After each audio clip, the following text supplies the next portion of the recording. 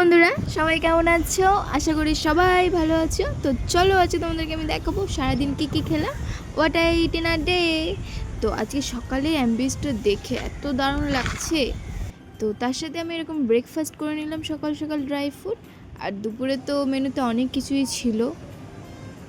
বিকেল হলে না এরকম না মালপোয়া না, কিন্তু মালপোয়ার মতন, বুঝলে? মানে এতে আটা, চিনি, তারপরে তোমার কি বলে সুজি দিয়ে এটা বানানো হয়েছে। খেতে কিন্তু একদম সেই লেভেলের, মালপোয়ার মতো নরম, একদম থকথকা, মানে তেল পিঠা যেমন বলে সেরকম। তো আমি তো এখানে খেয়ে নিয়েছিলাম। আর তার সাথে বিকেলে টিফিন করে নেবো।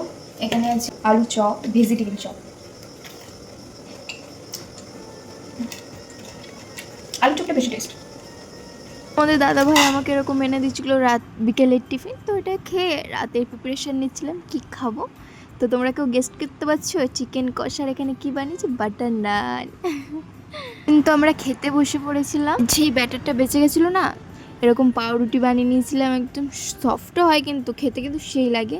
তো আমি জামা কাপড় একদম ছেড়ে পরিষ্কার হয়ে নিয়েছিলাম, যেহেতু চিকেন রান্না বান্না করেছি। তো তো আমি এখানে টিভি দেখি। তো বাই।